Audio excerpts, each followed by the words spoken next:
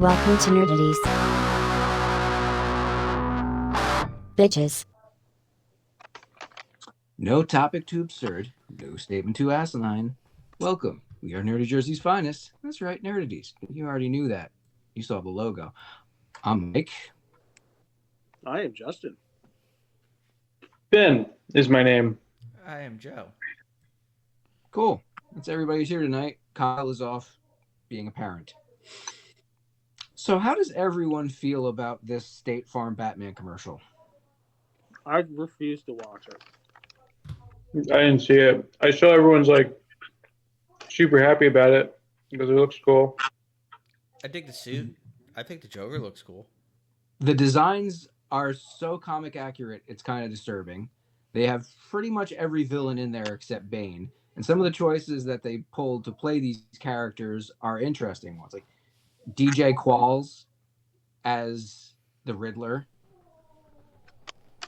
I wouldn't have picked that, but he kind of fits it perfectly. So a lot of rappers I've never heard of before or don't even really know who they are filling in spots.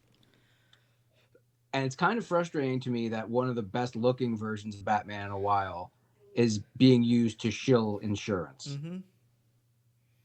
And it's all a joke because it's Bateman and Batman. Yeah, until we get Alan Richardson in the Batsuit in live action. Yeah. And I go back and forth on it because the voice of Batman in it is what's his face there? Oh, why can't I remember his name? Lego Batman. Oh, Will Forte. Will Arnett. Not Sorry. Arnett. Different Will. Yeah. You were halfway there. What? They both were on SNL. Yeah. No, Arnett wasn't. What? Yeah. Wait, really? Maybe a host. He might have hosted. It'd be a shame if he'd ever hosted. He's kind of perfect for it. Sorry, no life. It's one of these things where at first it pissed me off that they were even doing it, that there was any connection between them. And then when I saw the quality, I was like, all right, that's pretty cool. But then it pissed me off even more that the best version of Batman we're going to get for a while is in a fucking commercial. Yeah. But I totally understand the want, the urge to just avert my eyes or change the channel every fucking time it comes on.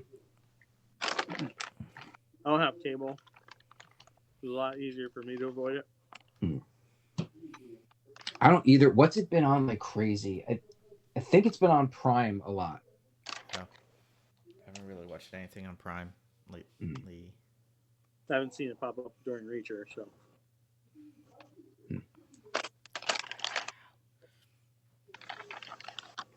That's the only group question I had. Does anybody have anything to get off their chest? You guys ever see Only the Strong? Of course. Yeah. Banana way. Banana way. I had a handful of, I can't even call them friends because they were just dudes I hung out with at lunch, and all we talked about was Only the Strong. It's so ridiculous. It's so 90s. It's so underrated, though. It really It's is. so dumb. It's so dumb, but it's so good. That's how most of these action movies are, though.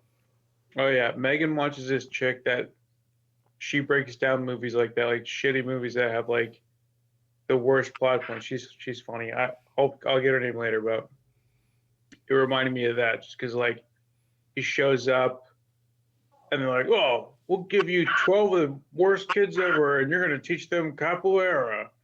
Capoeira? Here's a bunch of delinquents. What we want you to do is teach them how to fight. Dance fight. What is this? A government hit squad? Why are we doing this? And then like the main villain, oh, you want to take my cousin away from me because you know capoeira? You're not the real capoeira. I'm the real capoeira. Let's capoeira about it. And then he out capoeiras him. Yeah. Dude, he was the original Razor Ramon, that bad guy. Yeah. Hey, you're good enough. You're not good enough to work with me, but you're good enough to teach my primo. Hey, capoeira maestre. What shit karate movie was it? Where it's like white kid, but he was like really good at karate. He ended up playing like the one of the Power Ranger knockoff Fox shows. I'm gonna need more info on that one. Now, give me a minute. Yeah, I only like VR Sidekick. Troopers. No, he wasn't on VR Troopers. Like, what other Power Ranger knockoff? Like, It was the one. It was the one with the dude was a bug. Beetleborgs. No, it wasn't Beetleborgs. It was. Yo. It was Kamen Rider, but that wasn't the name in America. Only the Strong has a 6.5 on IMDb. It's such a feel-good movie. He wears a fucking tank top and sweatpants the whole fucking movie. What an easy day to be a costume designer. Dude, the image they have for the poster is him like doing like a Trump salute in the air, like a keep fighting. Yeah, so happy.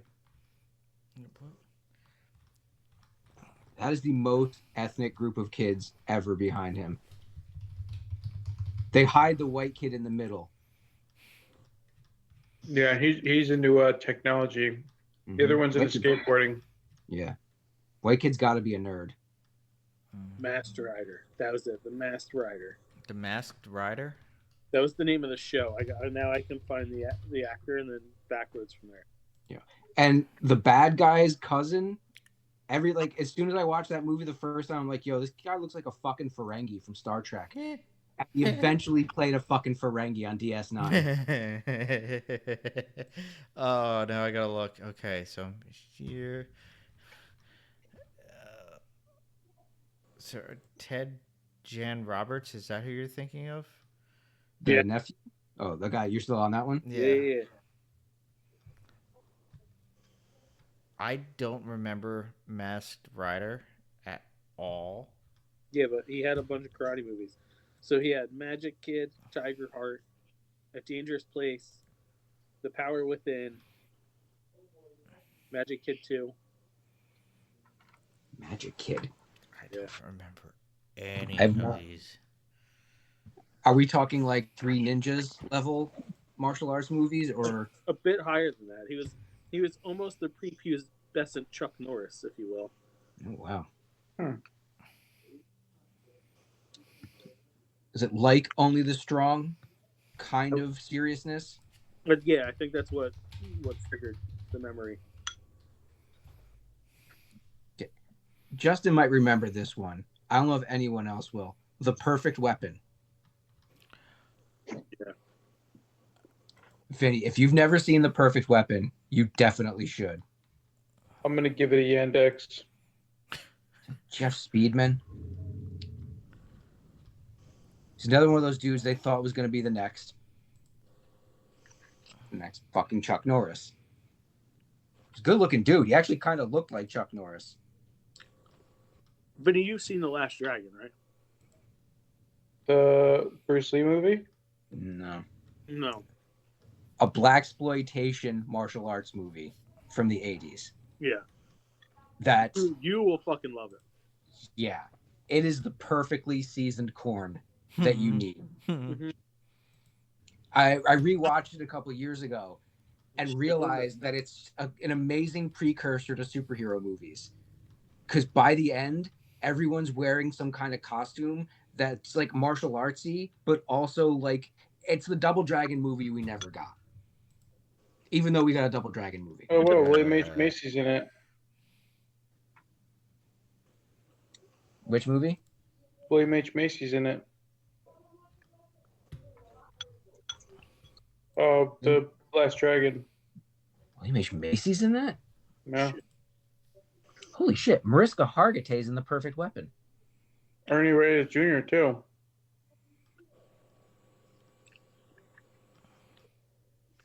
So worth checking out. The character's name is Bruce Leroy. Yeah. Of Yeah. course. So good. It's And so, it has quite possibly the best theme song ever.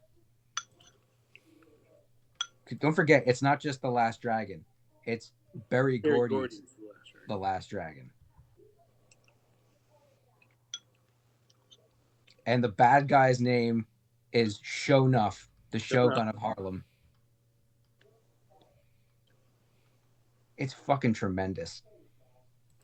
Evil racist white guy running the whole show. He's like Mr. Big. He's the man, essentially. The two leads between them only have one full name. Bruce Leroy was played by a guy named Tamac, and his love interest, Laura Charles, was played by Vanity, who was Prince's project. Yeah. Comedian Joey Diaz said in New York way back in the 70s and 80s, once Bruce Lee hit the scene, everybody was trying to wear karate shit. Everyone got the fucking button-up getup, the jumpsuit. Everyone thought they knew karate. Everyone wanted to learn karate. It was insane. Dude, everybody was kung fu fighting. Yeah. And by the time they were done training, their fists were fast as lightning. And I'm not going to lie, it was a little bit frightening. Oh, yeah. Especially at night when the ninjas come out. I'm going to have to, when the show's over, I'm going to have to watch that final scene with the song. It's I so want to good. put it on now, but you won't really get the full thrust of it. What's it on? I wonder what it's on, because it was on Prime for a while, I think. It was also on Tubi. Oh, it's got to still be on Tubi. Fucking Bruce Leroy. So great. So cliche. Everything about the movie is cliche. It's just wonderfully cliche. And actually pretty well shot. Yeah.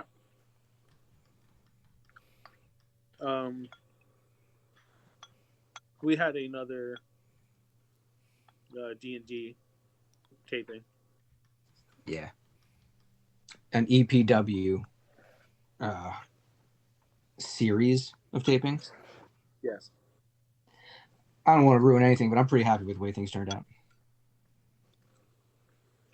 Well, 3 of my characters are happy with the way things turned out. One of my characters.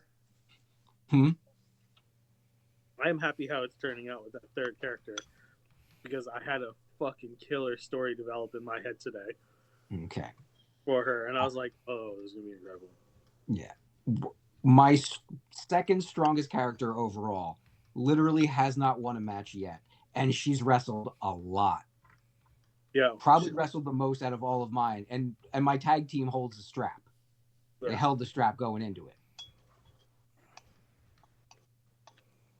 My weak-ass main guy has done better than this beast in the females division. The worst luck with this character. And at first I was getting annoyed, but I've embraced it. I'm going to slide into this story. Whatever the hell it is, I'm going to run with it. I'm so very happy with it. So disheartening at first. And then, you know what? It's an anti-streak. She's the anti-Goldberg. Kyle's not here to defend himself over this, but I don't care. Kyle has the most wrestling show experience out of everyone except myself, right? Growing up, Kyle was part of our backyard wrestling thing. And, like, he loves it as much as I do. Maybe even more at times. Sometimes. And his character, currently, is in, I'd say, the second biggest storyline on the show, right? But that would make sense since Kyle's the seasoned vet. And there was a point where I think it was like the second show we recorded out of the 5, where he was just like, if anybody else wants to, like, you can slide them in. I was like, Kyle, this is all happening to you for a reason. They're all new. I can't throw them. There's only so much room. It annoys me that Kyle thinks he's trying to steal the spotlight from people. So now I'm using that in a storyline that's about to start for him about him being a coward. I personally am not nearly as interested in his main character as I am in his legacy character. As far as I'm concerned, Scoot Stainer is the most fun thing we've got going on. Now the boys here and anybody who's watched the Nerdities YouTube channels, I folded in those characters that we did the videos for into EPW since it is releasing as a show eventually. So I used Joey Whitebread's in there. Yeah. I do play you because you're not available. Cool for role playing. Yeah, Brother Lust, Bro Lust, Bro Lust, Sparkle Dust, and Scoot Stainer. Scoot Stainer's got the best catchphrases ever. Yeah. So he was never meant to get to the point where he had gotten in the last round of tapings. Like they're supposed to be like the old guard, like the old guard. This is like, when Hacksaw Jim Duggan or like Ricky the Dragon show up in like WWE. He's supposed to job. He's supposed to lay down. Or just like, whoever the chicken shit heel of the month is, they get a victory over that. Somehow, because it's D&D and dice rolls are dice rolls, Scoot Stainer made it to the world title match. Mm-hmm. Boy, did. And Scoot Stainer is now the current EPW World Heavyweight Champion. And I thought I had a solution for that on this last round of taping. I was fucking wrong because somehow Scoot Stainer retained his fucking title. And trust me when I say it's just as interesting hearing this shit go down as knowing it, knowing the results. It's kind of like when you found out that Mick Foley won the title. You're going to turn Nitro off. You want to see it happen. Yeah, you want to know why. Yeah. Yeah. Now, and I, not to pat myself on the back too much, my second favorite thing after Scoot Stainer showing up at any given time is the back and forth that Sunny Days and the Super High Mickey Hookah had. Because I unintentionally created a character that's essentially the same character that they had in EPW for decades. Yes. And they had to meet. Yes. And when they met, I'm not going to say fireworks happened, but there was smoke. It was not even just for what we're doing in all of wrestling entertainment. It was one of my favorite interactions there's ever been. Period. I'm happy with us. Yeah, it was really fucking good. We had everybody laughing. Which means I know people, when they listen to it, are going to crack the fuck up and be like, what the fuck is going on? And the storylines are laid out, but we do a lot of shooting from the hip. All our promos, all our interviews, our back and forth, nose to nose. There's no writing of promos. All improv. So know that going in. Yeah. How long do you think before we'll get it out to people? Do you want to do another taping so we have enough built up? That's my goal because I don't know when the next taping is going to be. Okay. We should be able to do it next month. If we do it next month, we'll probably take May off, unless, I mean, I could do May. So how many have we done now? 2, right? Yeah, we have 10 episodes. Okay. In total. If we can consecutively do it for the next 4 months, we can wrap by July, which would be great. If that's the case, and we can get everybody to commit to that, I would say I would launch this Memorial Day weekend. And you'll get weekly episodes. And the first round of tapings, we went very long, so you can tell as the show, not the quality of the show going downhill, but like everybody's energy level was starting to go down. This last round, because we started kind of on time, Kyle was late. But it's the knowing how to do stuff that's always the issue with these role-playing games. Yeah, but everybody's on their game on that second round, and it was fucking great. I have some brutal things that are going to happen over the next 4 tapings. If you drop a match with a fucking Demogorgon, I'm leaving. There is, I did something real fun and Easter eggy for the group. There's a sponsor on the show that is a nod to our D&D campaign we had. Oh yeah, that's fun. Yeah, not just a once either. This is the longest running advertising partner that EPW has. Yeah, it's probably gonna get a shirt. I'm not even gonna lie. Unicorn piss. That's all I'm saying.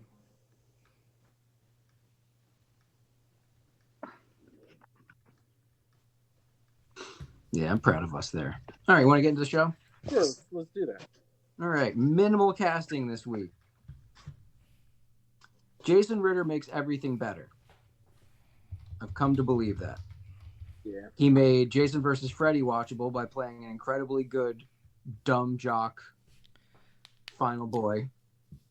And Raising Dion, he was pretty great in.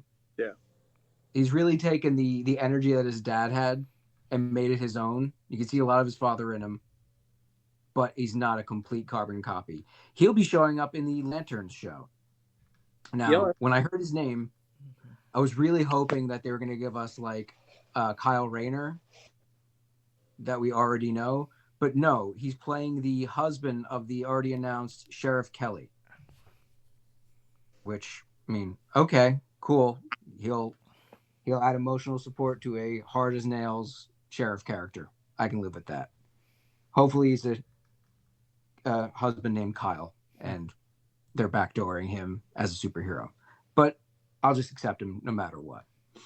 The only other one I have, unless I'm missing something, is Sadie Sink was announced to be in Spider-Man 4, whatever the hell the full name of this thing's going to be. Probably won't have the word home in it because they've done that trilogy already. Yeah. And the interwebs is a buzzing on who she could be. Yes, they are. There's a lot of speculation that she'll play Jean Grey. Makes no sense to me. Stupid. No. Very dumb. Then the other obvious would be Mary Jane Watson. Yeah. That also is stupid. Well, yeah, after you just had Michelle, whatever the hell her... Now, we know... Because we know her name is Mary Jane, because she is Mary Jane. Yeah. Now, we know this takes place after Doomsday. Don't give me that shit. And this could be multiversally impacted. Yes. Now, I don't want to see another version of just MJ show up, but I wouldn't be adverse to her playing Jackpot. I would be totally against her showing up as Mary Jane if we already have a fucking Mary Jane that exists in this universe. We don't have a Mary Jane.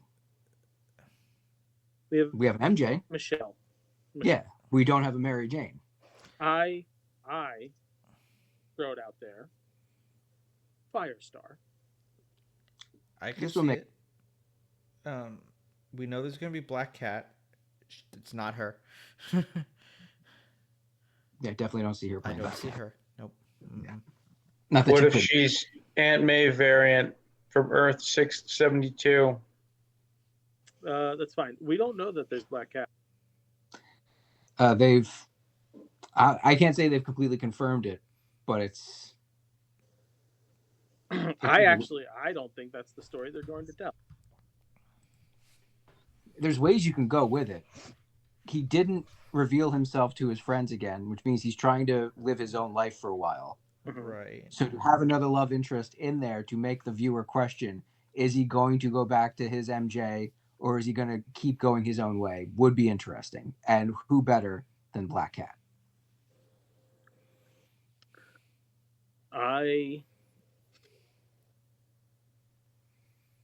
I think this is their way of getting the black suit in between the two movies.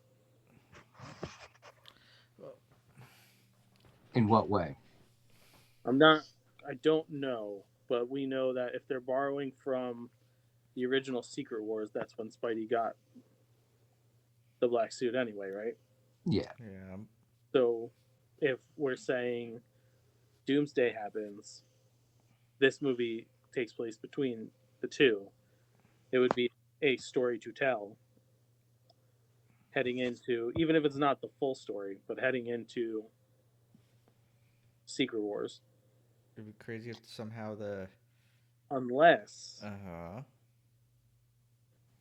Doomsday happens, Battleworld comes out of Doomsday, and the Spider-Man movie is just like those issues of the 20 whatever universe where there was their own stories that were going on, like that universe existed in their Battleworld until they realized, oh fuck, something's weird.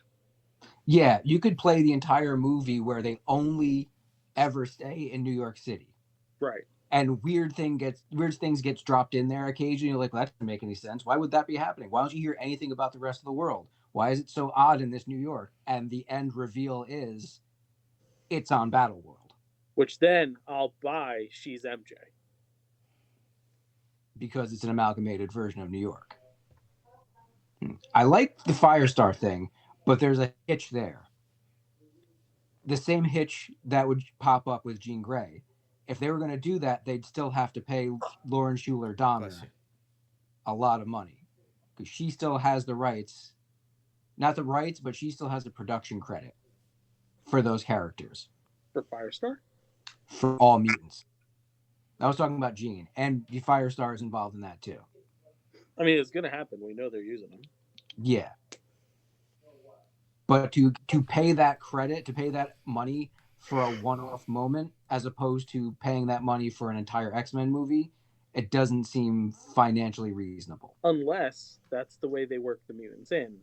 And Spider-Man 4 is just some cheese dick version, at least for the first half, of Spider-Man and his amazing friends taking place in that battle world where it's Iceman, Firestar, and Peter. And then, like, midway through the movie, they realize that it's all fucked up. Yeah. That's a pretty... That would be fucking great. It'd be crazy. It would be very challenging for the audience. And it would... Fuck the audience. This is for me. Oh, okay. Oh, so you're jerking off right now while you're giving us this idea. Yeah. Yeah, okay. I'm using was the stranger. We know for a fact Sadie Sink is going to be in it. That has been locked in. Yeah. Plenty of questions surrounding it. Were there any other casting? No, those are the two I had. All right. I didn't see anything else in like the Trek or the other world. All right. Trailers. Justin just dropped in the group a trailer for Shadow Force. What's that coming out on? Is that going to be a theatrical one? No. Because you put that trailer in there, I thought, why is he putting a video game trailer in? Like Shadow Force. I think it's maybe Paramount. Could be a Plus. Could be a Flix. Not Netflix. I know it's not Netflix. It seems like that's the only... 90% of the trailers that come out anymore are for streaming things. Maybe it is the theater. That surprises me. Yeah, it doesn't say on streaming. It says it's scheduled to be released May 2nd. Yeah. It's Lionsgate. Yeah, this looks like it's going to be a movie. I got a lot of vibes like the Back in Action with Jamie Foxx and Cameron Diaz, where a couple gets out of the spy game and are forced back in. This one with a lot less comedy to it. Yeah, there's just not a lot of laughs. No. Kerry Washington being Kerry Washington, like, what more do you need? Then Omar Sy, who was in 2 of the 3 recent Jurassic movies and was also Bishop. We talked about him earlier today. Second mention of Bishop in one night.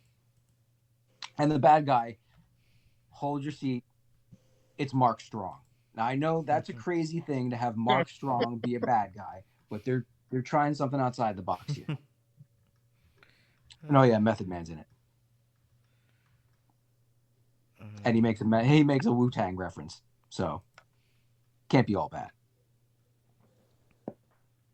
Freakier Friday, that's coming out in the Plus, right? No, that's theatrical. That's theatrical too. That shocks me. I mean, it'll be on Plus within 2 months, but Yeah. Yeah. Don't underestimate the following for that fucking movie, sir. it's gonna do well, but it's gonna fall off. It's gonna do well at first. Now, unless it's got this, what it's gonna need is the kids who grew up with it, who now have kids of their own, My wife. to get their kids into it Mm-hmm. And get And that following. to Titanic them along. I'm putting it to you this way. Ashley does not have huge reactions for very many things in life. Mhm. The day that trailer dropped, maybe an hour after I saw it, I didn't even say anything to her. She's like, "Oh my god, did you see the Freakier Friday trailer?" And I was like, "Yes." She's like, "I'm so fucking excited." That doesn't happen often. Really doesn't. She's Right. very meh about a lot of stuff. A lot. And there are going to be plenty of women and a handful of gay men who are going to have the same reaction. Like, I love Freaky Friday. So when I heard they were remaking it, I was like, Lindsay Lohan's a bit of a dumpster fire, but let's see what they do. And they cut that trailer, and I gotta say, Chad Michael Murray hasn't aged. Well, Lindsay Lohan is anyone else convinced that they replaced her with a younger clone? That's that Disney digital editing shit. Oh, you think they slimmed her down? They gave her the skinny Steve treatment? No, I don't think they slimmed her down. I think just facially they took out some wrinkles and shit. And They reconstructed her? She's done some Netflix movies. she's holiday sober movies. now. That too. That'll help a lot. Yeah. But I mean, I'm down. I'll watch it. But yeah, that movie's gonna make a lot of fucking money. It's going to do well for them. I know Vinny's poo facing the whole time right now. See, this is what's nice about having video for the podcast now. People can see Vinny's just complete lack of fucking interest. Lack of interest is one thing. Disdain. He's Yeah. showing disdain. Well, both movies, like the first one, Shadow Force, I feel like that's been made before. Oh, everything's been Of made course it before. has. No, it doesn't even look like they tried. They just kind of shit it out and go. It does look very self-serious. If they didn't throw that little joke in the end about Wu-Tang, it would just be way up its own ass. But Yeah. it could be fun. It is sniffing its own farts for sure. A lot of its own fun. And then Freakier Friday, another movie. Give me Batman and Robin Oh, 1,000 times out of 1,000. oh. Like, what are you doing? Oh my God, we switched bodies again. Oh, I'm young and I have nice tits, and I'm old and I got saggy tube socks. Oh geez, oh geez. Let's have love interest and talk about our feelings. Oh geez. So you're just remaking the first one? Stupid. Well, yeah, they're remaking. Recast it. Make new people. Yeah. Make new people. Get new Well, people. They've remade that movie 100 times. They made it into a serial killer movie. Yeah, great fucking movie. They body swapped Jason Bateman and Ryan Reynolds. That movie gets made every 5 years. Yeah. Freaky was incredible though. Like that was a nice twist on that movie. Is that still on Prime? I know that was on a streamer. The Cock. That's on the Cock. All right. I'm happy we're doing video. You can watch this video on our YouTube channel or Spotify. Just saying. Throw it out there now. Happy Gilmore 2. All right. I'm gonna totally watch it. I gotta say, I was pleasantly surprised with the trailer. I was like, okay, you know what? It's gonna be something. I thought maybe it was just gonna be half-assed, but it seems like it wants to tell. This is Creed, but in golf. Yeah. How dare you? This is Rocky Balboa. Balboa. but with Yeah, golf. that's right. Definitely Rocky Balboa of golf, except I don't His expect. expression. He is so crestfallen. I don't expect Adam Sandler to pull out one of those monologues like Stallone did in Creed or This is Rocky what Balboa. winning. This is how you win. It's not about how many times you can hit. It's about how you can get hit. Listen, I know MJF's in the movie, so So shit talking will happen.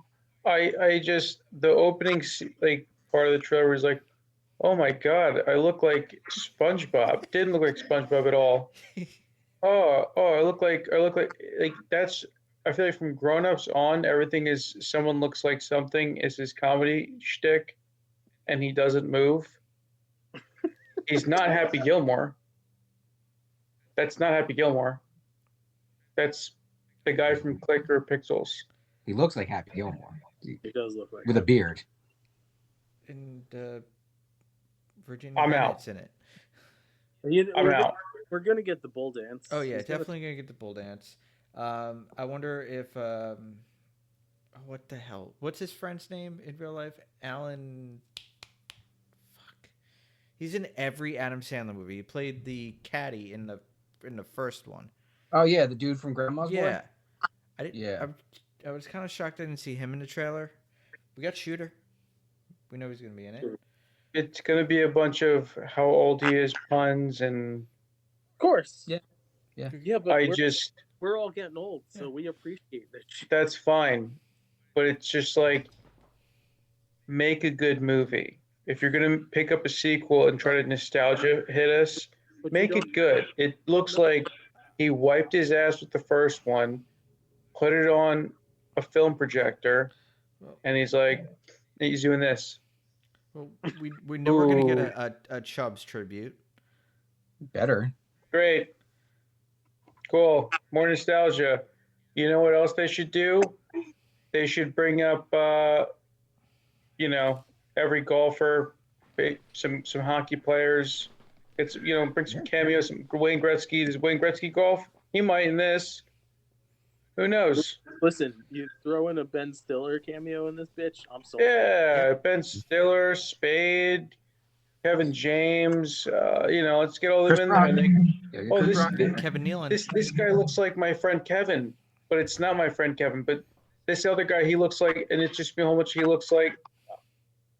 I want to throw my laptop. I'm mad about that trailer because it's exactly how I thought it was going to be. I hate when I'm right. The thing that makes me happy about it, I guarantee you, Julie Bowen took them to the fucking cleaners to get paid on this one. Oh yeah. yeah, she did. After like 10 seasons of Modern Family, she's a commodity now. It's like, people will be really pissed if I don't come back. There's no reason for me to not come back. So Netflix dollars. Oh, the blonde lady. Yeah. I just. Pay me my money. Mhm. Cash. I don't want I just want to be entertained with this. I just want to just feel like. Listen, it's on Netflix. Yeah. If you have Netflix, you already paid for it. Yeah. Just fucking enjoy them. This one. We'll get into Netflix films in a little bit. Yeah. You know what I'm gonna do? Mhm. I'm gonna hate watch it with my wife because I guarantee when I show her that trailer, she's gonna be like, "Wow, that looks dumb." I'm gonna be like, "That's why you're my number one." Want to watch this and make fun of it? Yeah. Yeah. You really should get high before you watch it. Oh yeah. Oh, for sure. Yeah. For sure. That's the only way you can watch it. Yeah, I haven't. I love putting on shitty movies when she's not paying attention. And then her and I just kind of get into it in like a reverse way, like we're just like kind of shitting on it. It's the best. I haven't smoked in a while, but that one. I don't know. Actually, Cheech and Chong comes out before that, so that one might be the next one. There's another Cheech and Chong coming out. Yeah. Oh, it's a documentary. Yeah. God, dude, like milking the fucking teeth. Go away.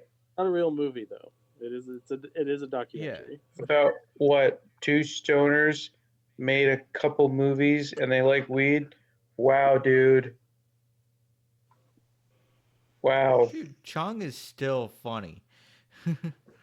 Sure. Let's document it. We still got 3 more trailers. And so's Cheech, but Chong is still funny. Spinal Tap. Oh, we'll go through Spinal Tap 2 really quickly. It showed fucking It nothing. did show nothing, which is great. It just showed us that That's it's so happening. Spinal Tap. It showed us I 11 missed it. 3 times. It showed us the number 11 three Yeah. times. Yeah. So That sounds Oh, like a fantastic and the trailer. I didn't see it, infinity but sign. well, you don't really need to show much. No. It's a mockumentary, Yeah. and everyone involved has done pretty great stuff. So it'll probably be funny. Lilo and Stitch looks like a live action version of Lilo and Stitch, maybe more so than any other animated to live action I've ever seen. Let me tell you, that little girl, fucking adorable. Fucking adorable. Yes. And the translations of the aliens, spot on. People were like butthurt that they're not aliens the entire time. But- That they're using the like cloaking humanoid thing, and they're like, Disney's just afraid to have fat aliens. Like, bro, it's like 2 seconds in a fucking trailer. That's not even a minute and a half. Just can we wait on these things, please? And it's probably to save a little bit on the budget. Mhm. It's like it'll be second act stuff where they're not aliens, and then third act It'll they'll be be in all it'll aliens. be in the fucking montage where they're playing the Elvis song. Who gives a Yeah. shit? Yeah. I think they have a point. I agree with them. They're scared of fat aliens, Disney. Well, aren't you? Aren't we all scared of fat aliens? Well, no, it's the Disney agenda. We must censor fat aliens. It's obvious. It's all linked to JFK files, Colombian drug lords, fat aliens. Hey, weren't they released today? It's not getting released. I was looking at it a little bit, and like people that have read it, they're saying that pretty much that the files just support that it was Lee Harvey by himself. That's it. Sure they wrote It was Lee So- Harvey in the conservatory with the rifle. Yeah, so they Happy Gilmore 2'd it. They just wiped their ass with the original, theory, and then they just go, yeah, pretty much. That's the thing. Like, we're gonna release the JFK files. What about them Epstein files, bro? Mm-hmm. I'll wait till a podcast has someone out that breaks it down, and I'll listen to it at work. I'm not the files are out. I'm not reading it. There's probably so much redacted shit. There's, countries that were involved that you're not allowed to name because they're the best and What, we love them. Epstein files or the JFK files? Both. The Epstein files is just a repeat of the information we already got. It's just the flight lists. Yeah, which is nothing. Right. It is literally nothing. Less redacted, maybe. No, it's the same. It's almost verbatim the same shit we've already got. Yeah. The only addition was that some of the names from his fucking Rolodex was released, but like, of course, it's the same names that are on the fucking list anyway. And everyone's like, oh, yeah, of course I was on the plane. I was just hanging out. Of course I went to I was just hanging out. I didn't see anything crazy. It's like everyone's just trying to like get ahead of it. And like later on, be like, of course, my dick was hanging out. That's what I meant. Well, look, people could have gone to the island and not partook in the weird sex shit. They could have seen it and been like, I'm fucking uncomfortable. The fact of the matter is, you were still there. Mm-hmm. You still saw it. No one in this is coming out fucking clean, and that's why we're not going to get any more fucking information. well, it's mum's the word. He hung himself with at an impossible feat with like a blanket you can't hang yourself with, and the camera turned off and the guys just fell asleep. Like, oh, okay, so he got Ocean's 11'd. I still believe he did hang himself, but they came in and they're like, yo, this is your one opportunity.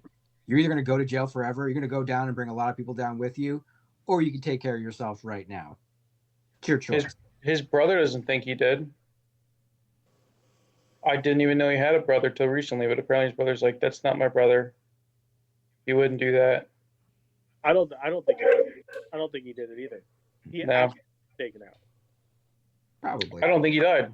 I think they. Oh, you Dude, think? we've been cloning shit since like the early 1900s. You don't think they had like some fucked up goofy Epstein clone? They just dumped it in the fucking jail cell. That's a bridge too far for me. I'm gonna go with. Of course it is. He was murdered. Listen, how many YouTube videos have you seen about cloning? No. We're right. You're right, Vin. You're the expert on it. So Lilo Anyway. and Stitch, right? Yeah, Lilo and Stitch. Yeah, Lilo and Stitch Might sucks. be the greatest tangent we've ever done. I don't know how Lilo and Stitch turns into the Epstein files, but we managed to do it. So, Let's round out trailers. Okay. This is going to be shocking coming out of my lips, but the Devil May Cry trailer looked pretty good. Yeah, but I'm not going to watch it, but it looked pretty good. I played the fuck out of those games. I can't wait for this to drop, dude. The voiceover is Kevin Conroy. Yeah, One Conroy's of in them. there. Johnny Young Bosch plays Dante. Here we got He's the former Black Power Ranger. yeah, I forgot his Adam. Was that his name of Adam. the character? Yeah. That's Adam, Wow, yeah. pulled that out of my ass. He's the voice of Ichigo Kurosagi on Bleach, along with like a gajillion other fucking voice acting credits to his name. I figured they were going to hide the fact that Virgil's in it, but it looks like Virgil's going to be the big nemesis. Does look like he's gonna have a big part there. Yeah, there's some kind of adversarial role, at least in the first season, because I didn't play much of the games, but I've seen enough YouTube videos. I'm like Vinny, I'm a YouTube scholar. And what I've gleaned from it is they butt heads for a while and then team up. Yeah. So that sounds like a good first season. The soundtrack, Oh, pretty good. yeah. What did they drop in there? They've used Last Resort. They've used Roland. Oh, that's where my butthole clenched. That's right. You think Nero's showing up in season 1, or is it just gonna be mostly Dante? Maybe like the tag at the end of season 1. But this is the same guy that did Castlevania. Yeah. So Fucking Castlevania is so good. I'm sold, and I'm not a big anime person. We all know. Yeah, I'm in on this. It's on the flicks, right? Yeah. Yeah, looks pretty good. I just watched it. So Ben, real quick, you weren't here last week, so I could throw this news out there now before I forget it. They're making a new Ronin Warrior series. Cartoon or live action? Cartoon. Okay. Other anime. It's going to be Acceptable.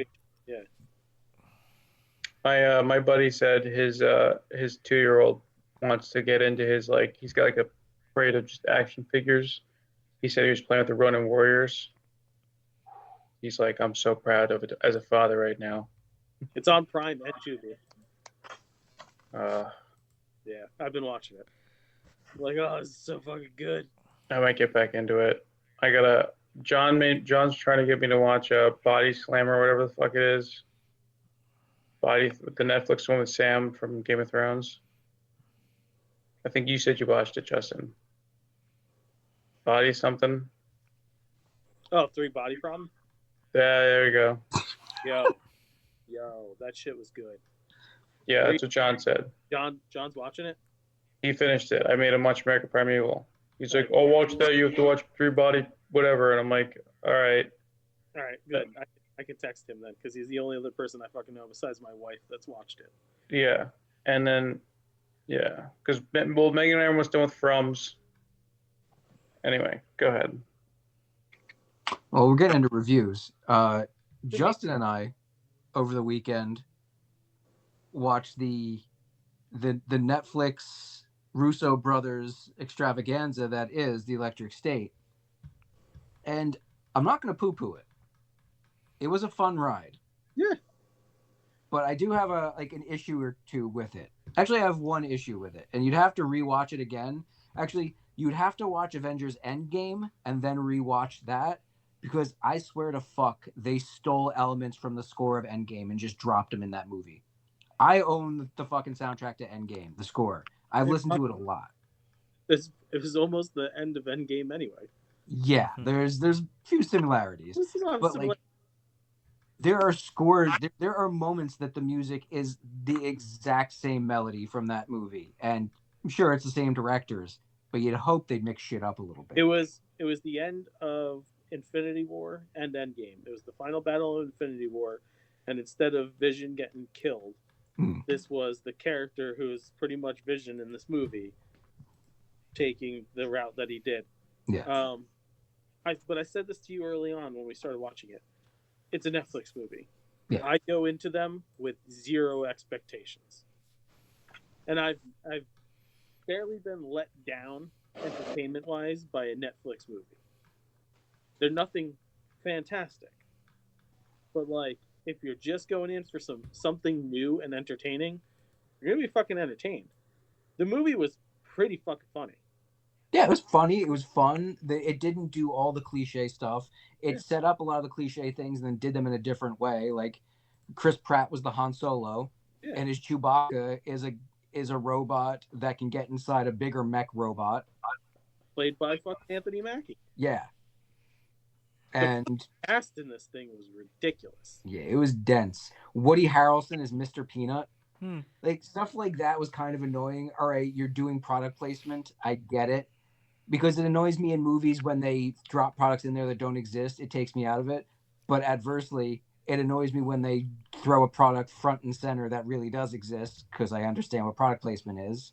Yeah, but like it wasn't that he was just the mascot. It was like this was their robotic animatronic thing at like their factory, and he just happened to become fucking sentient.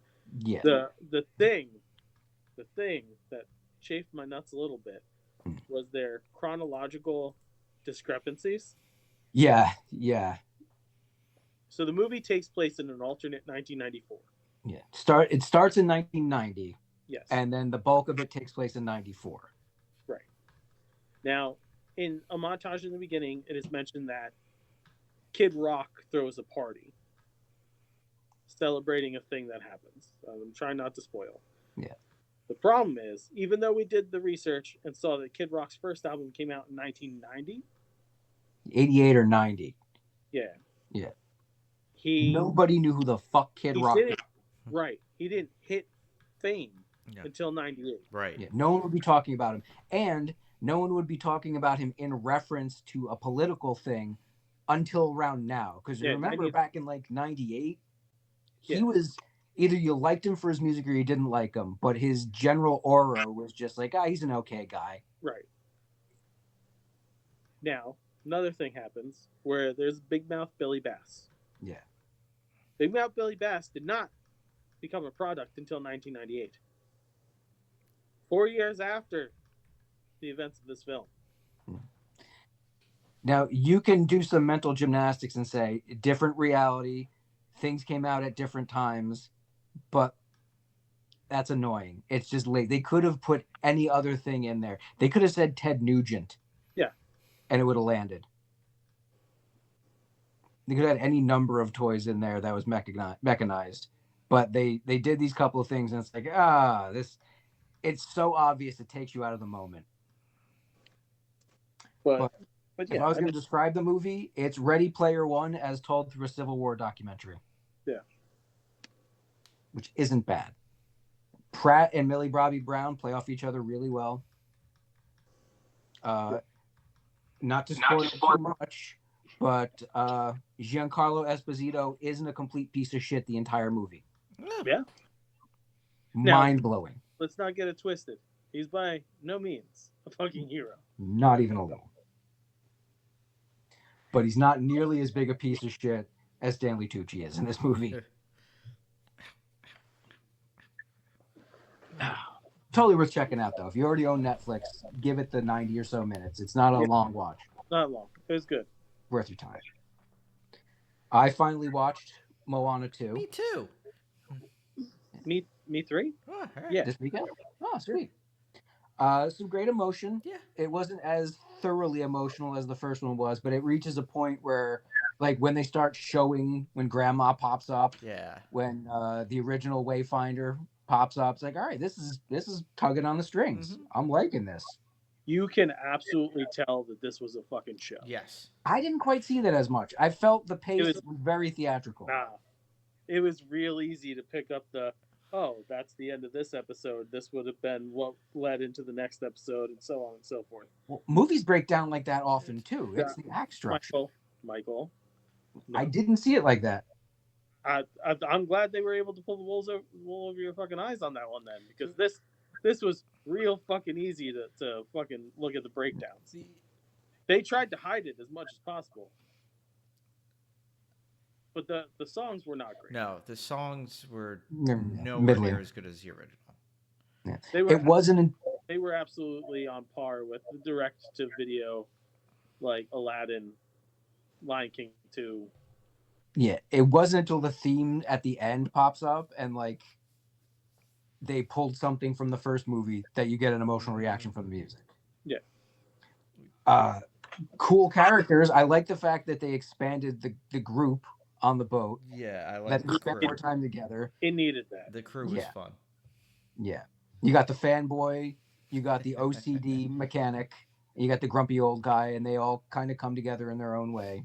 And boat snack. And hmm I love the fact that Moana, like she started the first movie with a lot of vim and vigor and had to kind of be not put in her place but learn her way, and they didn't do the thing they do in like God of War games where they completely strip your power set and she goes back to stage one. No, she was skilled. She could face the challenge, but the challenges kept ramping up and she had to doubt herself. and I enjoyed the little cameo at the end. Yeah, especially who it was. Yep. And it completely sets up a third one. Yes, it does. Now, that absolutely, I could see that being all right, this is your mid-season break. Yes. And the rest of the season is going to be actually with the villain. Because the villain was There's no fucking villain. Yeah, it was Tafiti, except you never get to meet Tafiti at the end. Yeah. It was pushed down the road, which, yeah, I'll check it out. Hey, and if it gets Tamatoa back, Yep. and we got a good That's a win song for me. Yeah. Hopefully they'll give this one more time. They'll bake the songs a little better. Yes. That was the thing that just I was not a fan Underwhelming. of the songs, but I like the story. Did she become a semi demigod at the end? She is a demigod. Yeah, she's demigoddess at this point. Okay, that's right. I liked the princess joke. I love the fact that they're still rolling with it. I'm enjoying the fact that that Maui is essentially the genie of the modern Disney age. Yeah. Maybe it was a butt dial. That joke will make sense in 2,000 years. It was great. Yeah. And we got a time frame. Hey, we got a time frame on when this takes place. Yeah. So very, very enjoyable. I watched the Bill Burr special that dropped last week. Okay. The Drop Dead Years. If you like Bill Burr, it's more Bill Burr.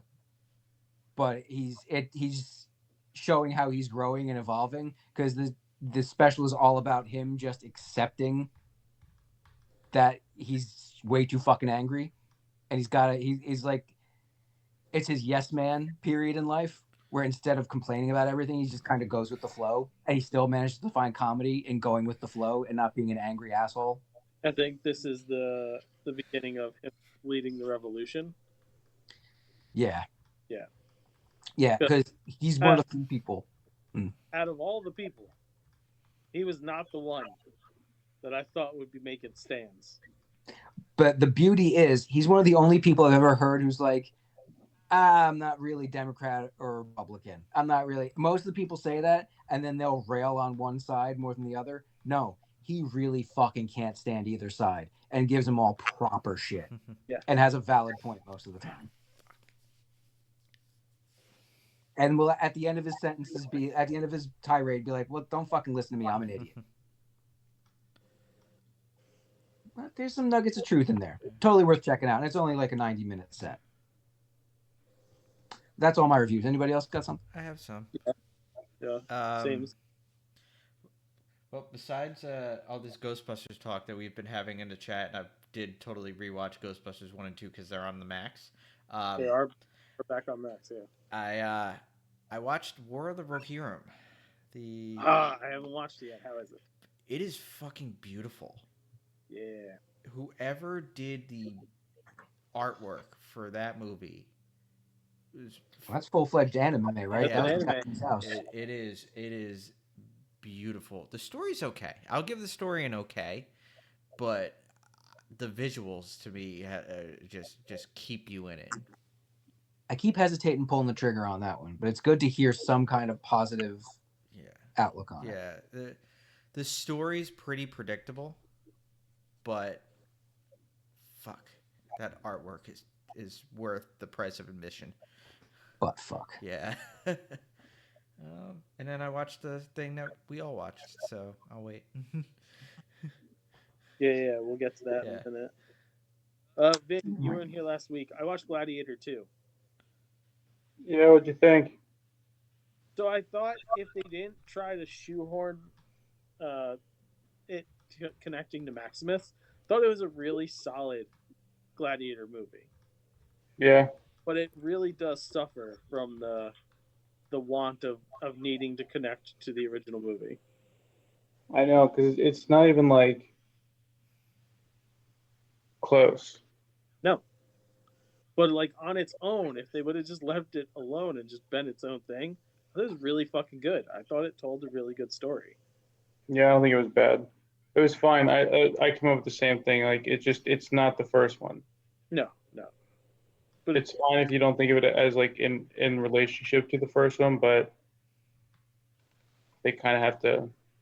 I mean, they shouldn't need to. They should be able to tell another story about a gladiator in that same universe without connecting it to the first one. Did you read the plot for the Russell Crowe sequel that they had planned out? That sounded like God of shit. That sounded very tough to do. He died. He was going to be in the afterlife fighting the gods. yeah. Oh no, I read something different. It was they pull him back, Ugh. and he's immortal now, and he's got to like they show him through like a bunch of different battles, and then like the movie ends where he's like in the Secret Service or some shit. So it would have been Kratos.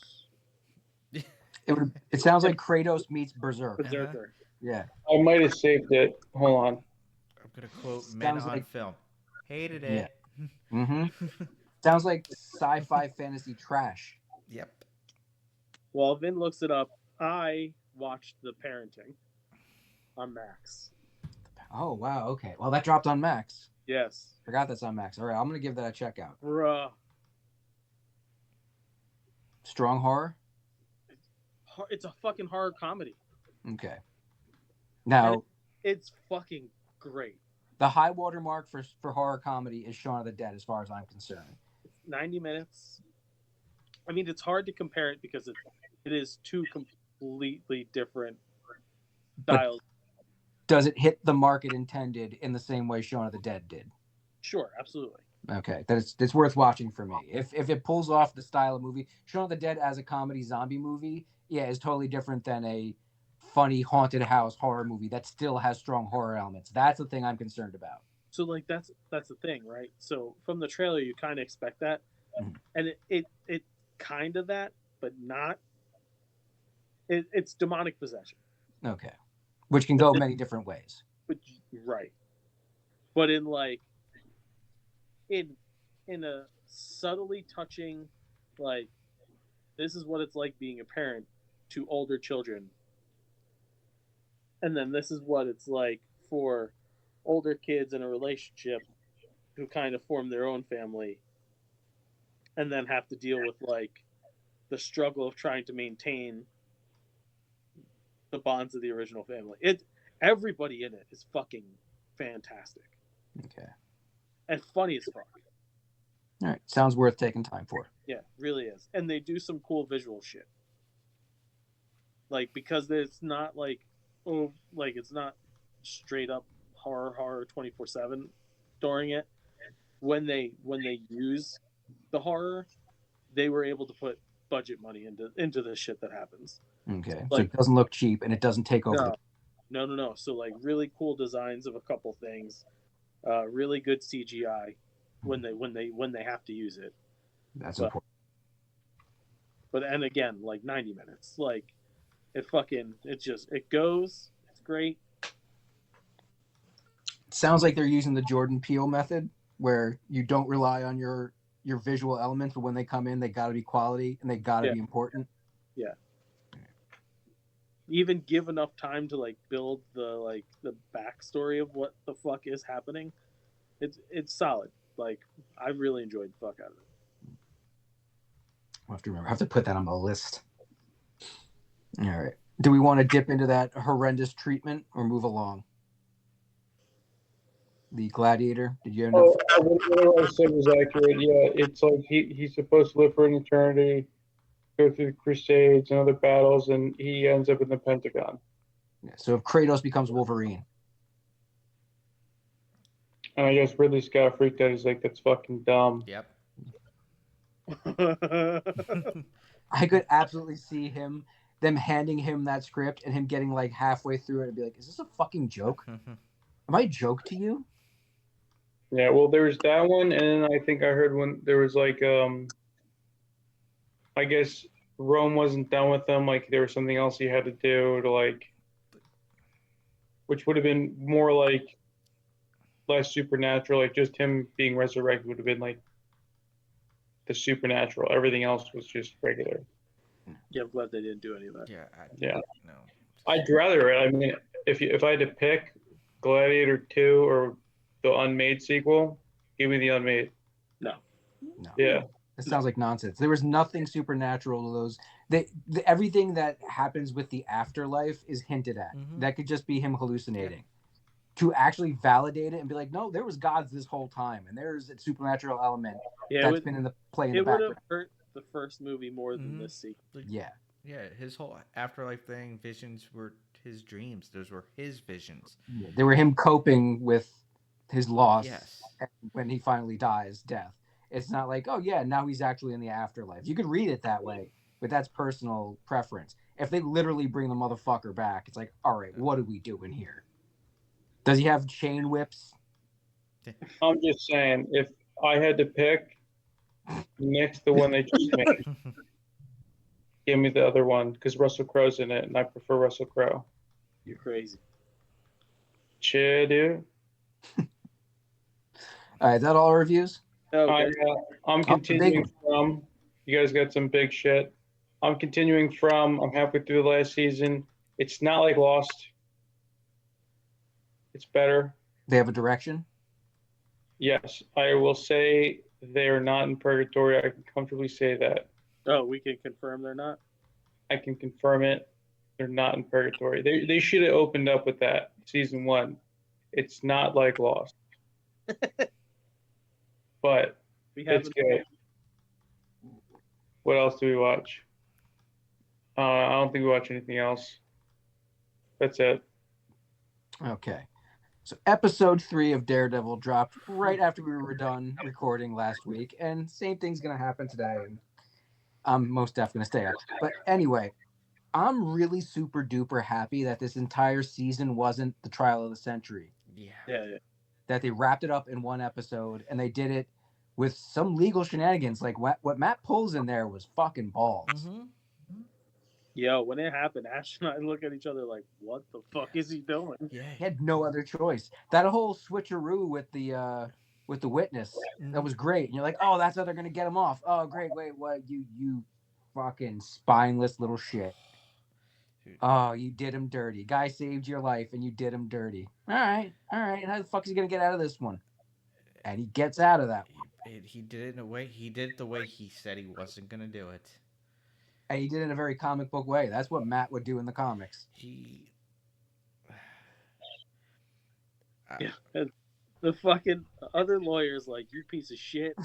Yeah. And the judge is, you are a piece of shit. And he's like, look, this is what he fucking lays it out. Yeah, he did. Yeah. He did. Oh, well, all right. You're not wrong. Yeah. My favorite part of when they read the verdict is they cut to Fisk, who obviously followed the whole trial, and he's like, this motherfucker. All right, he wasn't Daredevil again, but really painted my ass. Yeah, really chafing my balls here, Murdoch. But and then that ending. That ending was fucking. Dude, my jaw dropped. But the whole time after it happened, I'm like, that's not Frank. It's definitely That's not Frank. As soon as it happened, and they showed the vest, first thing popped in my mind, like, that's not Frank. Yeah.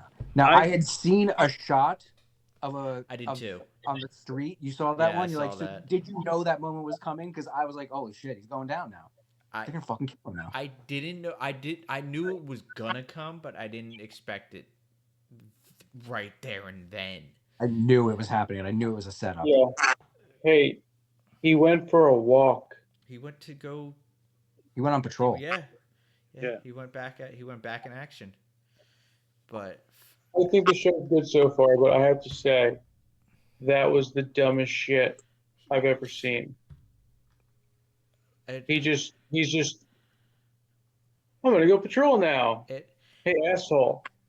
You just got off in front of a room full of cops. Murdoch told you you can't do this anymore. And you put on he He straight up said, "It's not a choice. This is my life. Yeah. This is what I But do." like, here's he the doesn't thing. jump off rooftops. He doesn't have like a police scanner. He goes for a walk. But the thing is too, like, he talks about the amulet Yeah. giving him his power, yes. right? Mhm. He gets capped in the fucking head.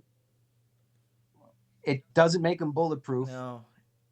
It makes him stronger and faster, but a bullet to the head's going to stop pretty much anyone unless they have a bulletproof helmet like Matt does. Now, So which cop do you think that was?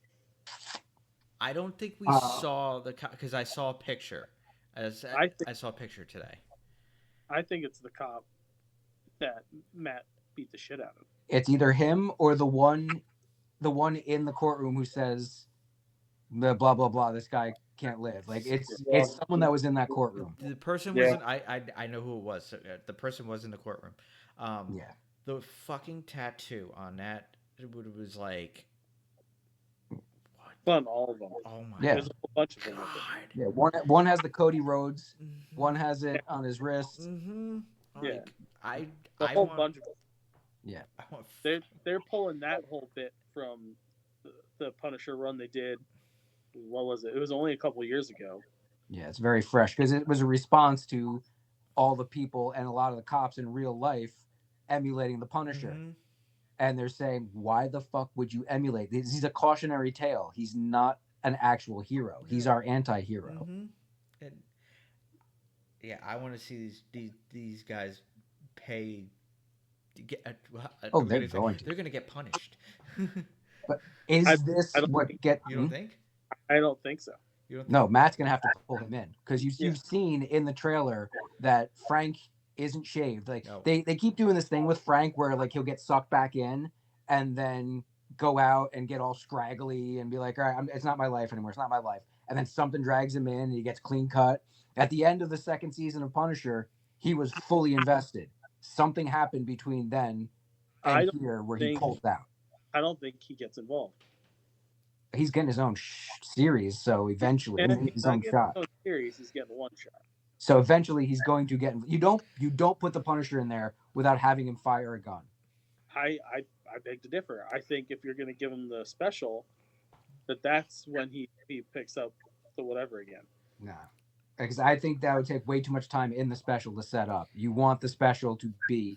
I want the special to be balls to the wall. So I think you got to get him back in action in this series. We'll see what happens tonight. Yes, this has got to be where that scene in the locker room has got to happen in this episode. I watched as I said, I watched the trailer for it. I'm not going to say anything. But how about the Morales name drop? Yeah. In That to Mike. I texted him. I was like, they just name drop Morales. So, because they're saying, so I keep reading about season 2. Matt's going to put together a team, and then I've also read by the end of season 1, there will be somebody popping up. One of the defenders has got to show up by the end of the season. He's reforming the Defenders in season 2. Yeah. The And it probably won't just be those 3 other characters. Right. So I think the person who's gonna the cameo they're saying is gonna be in at the end of season 1 is gonna be Donald Glover. Is gonna be another Miles Morales. No. It's Jessica Jones. Most likely. She's been spotting that hair for a fairly long time now. She's been teasing it now for weeks. Yeah. I think also the niece of the White Tiger is going to take over that role. Yes. Because in the comics, that's exactly what happened. White Tiger got killed, and his niece is currently that character. Yeah. And they already showed her in the courtroom. It is like terrible. Like Kamar De-Los Reyes, he was good. He was Yeah. good. And it's sad that he's like Yeah. you knew the character would probably die given the fact that the actor who played him Mm-hmm. died in real life, but Mm-hmm. that was shocking. Yeah, I didn't Even expect it knowing it was so coming. soon.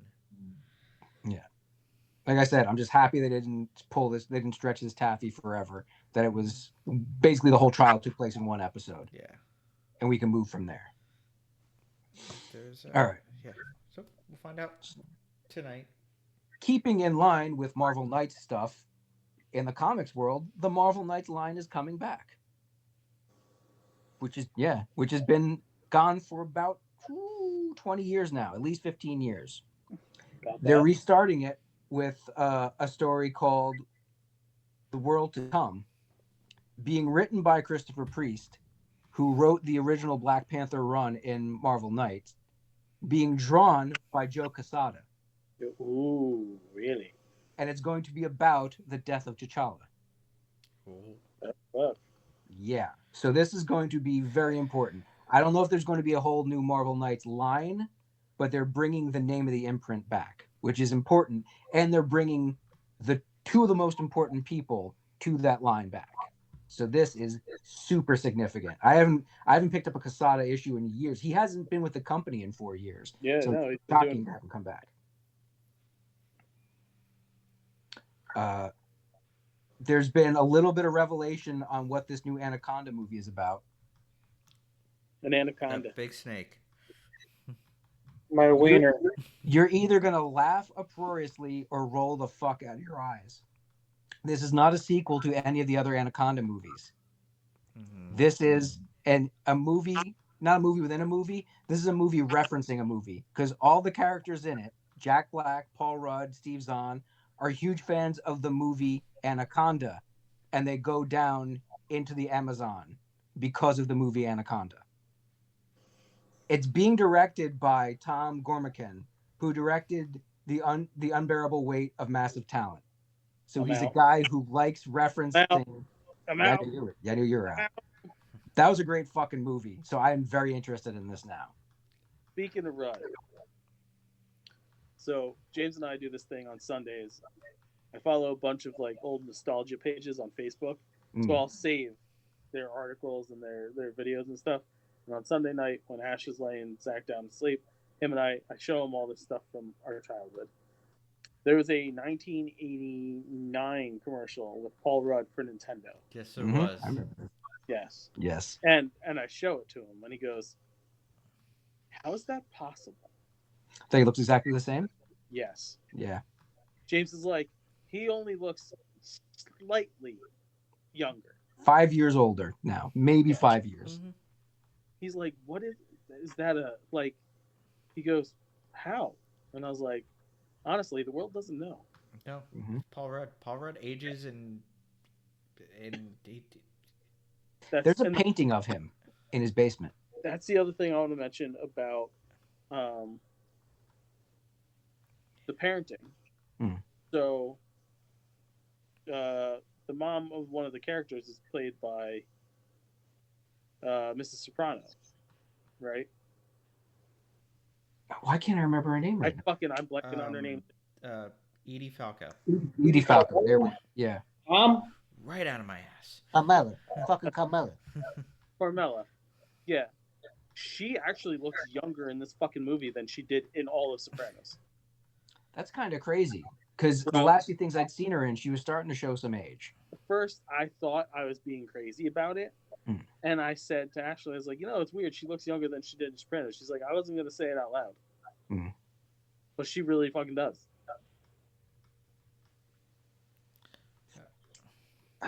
Those stem cells.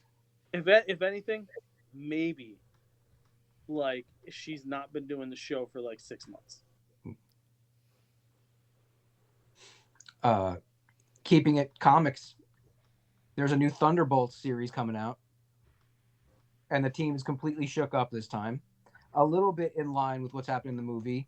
Black Widow and Bucky are going to be in it. Bucky's going by the name Revolution these days, but the rest of the team is completely different. Hulk, the Laura Kinney version of Wolverine, Clea, wife of Stephen Strange, and Eddie Brock with the Carnage symbiote. That's where Eddie Brock is right now. I don't know if you've kept your ear to the ground. He's Carnage now? Yes. He was during the whole Venom War thing. He has been separated from Venom for a while. He was the King in Black for a while. Yes. I And remember after all that wrapped up, he had to bond with the Carnage symbiote in order for both of them to survive. Currently, their run is they're going around the world finding serial killers to kill because the symbiote needs to kill and he can't stop it. He can only keep it under control in a certain way, directing it at people who deserve to die. So he's lethal protector in a way, but he's more moral than he ever was back in the day. He's going to be on a Thunderbolts team with the rest of those characters. Interesting. Very interesting to me. Neil Blomkamp, the guy who gave us District 9 and a handful of other movies, is going to be directing a Starship Troopers reboot. Fucking saw this. I don't know how I feel about it. I'm kind of excited about it.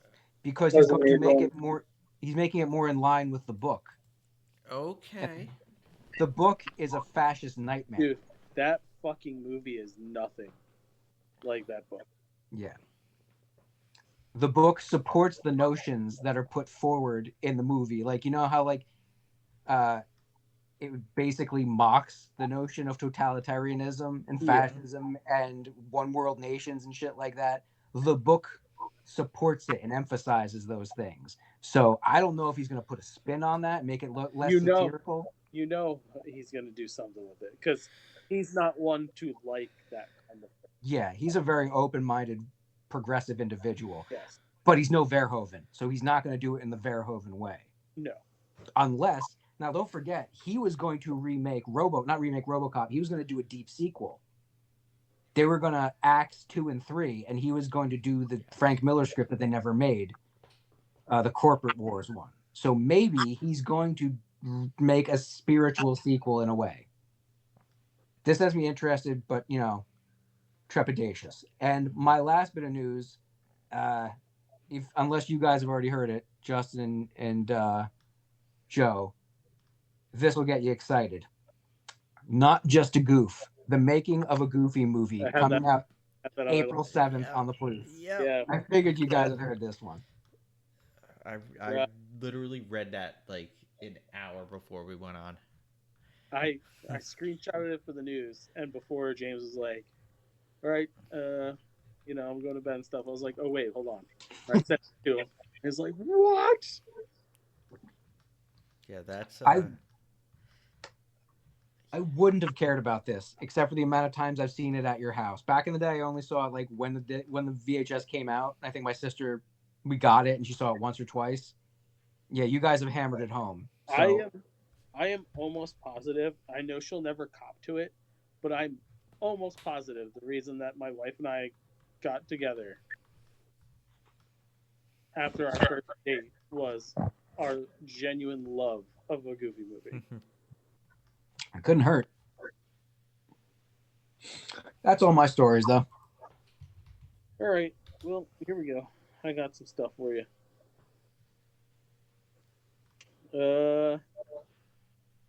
Let me get all the fun political shit out of the way first.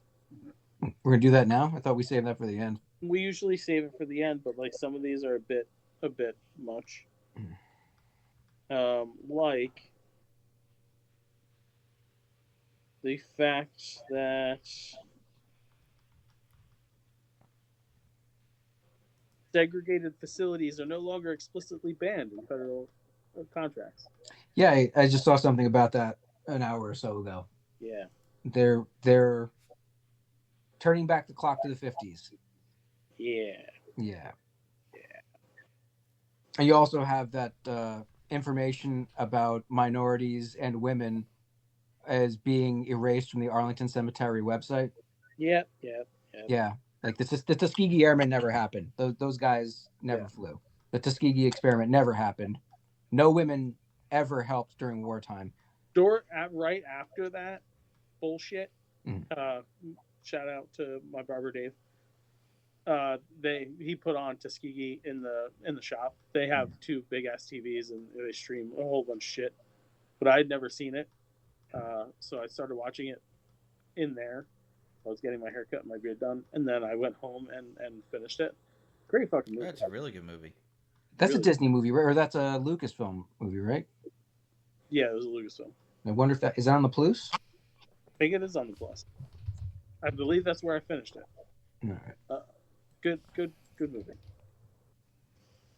So yes, that's issues.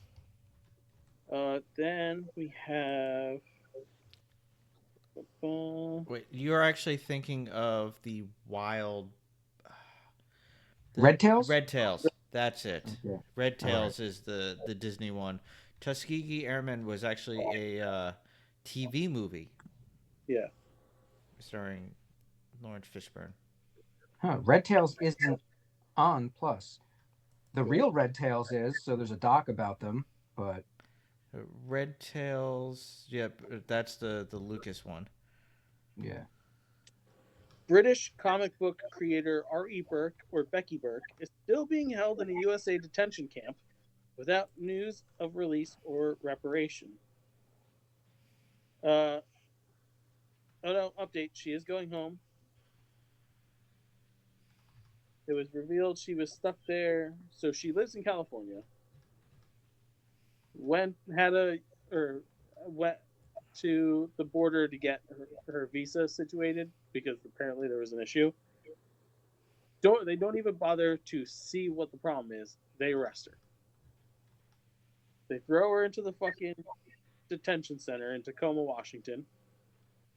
Right? And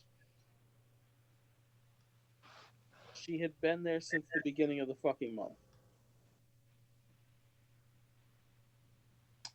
That's pretty scary. Now, hold on. A friend visited Becky Burke yesterday. This was when the article was released the end of last week. Becky had frequent 30-second coughing fits that leave her diaphragm sore. So she was sick. She did have access to a doctor, and she could buy like cough drops, but she had been wearing the same sweatshirt for 2 weeks and spent a frigid night without it to have it washed, which she thinks has contributed to her getting sick on top of the stress of imprisonment. She had been tested for COVID, it was negative. Thankfully, people who are aware of the facility have been coming to visit all these fucking people and bring them things. But this is fucking insane to me. This is scary. This is. I have no doubt shit like that has happened over the years that we haven't heard about. Sure. So maybe it's a good thing they're being so blatant about this shit now that we have watchdogs everywhere paying attention. Still, shit shouldn't be happening. The next up is this one made me laugh. So you remember hearing all about the Doge checks we were all supposed to start getting? Oh, you're getting $5,000 each.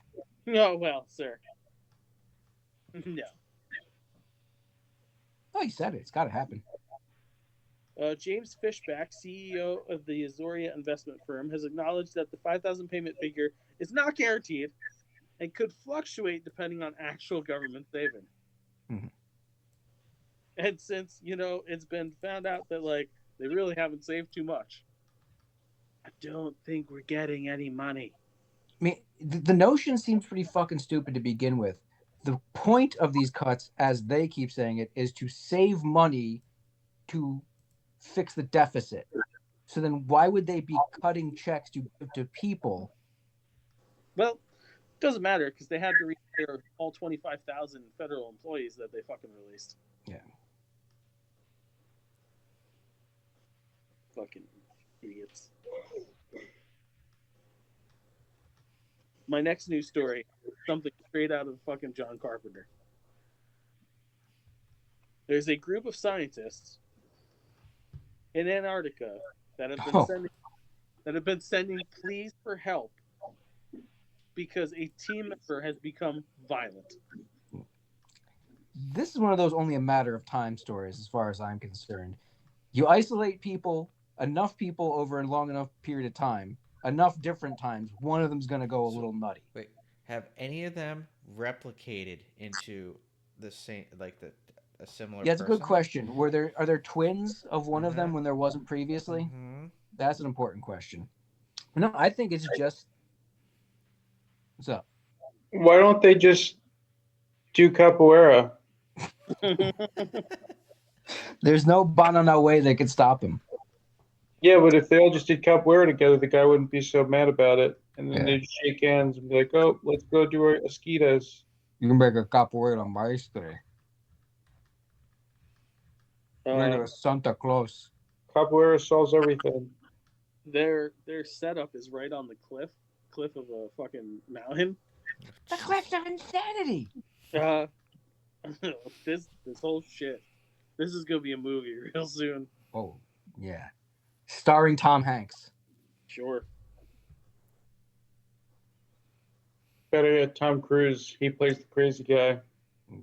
I say it's both of them. Tom Cruise plays the crazy guy. Tom Hanks plays the leader of the expedition trying to keep him sane.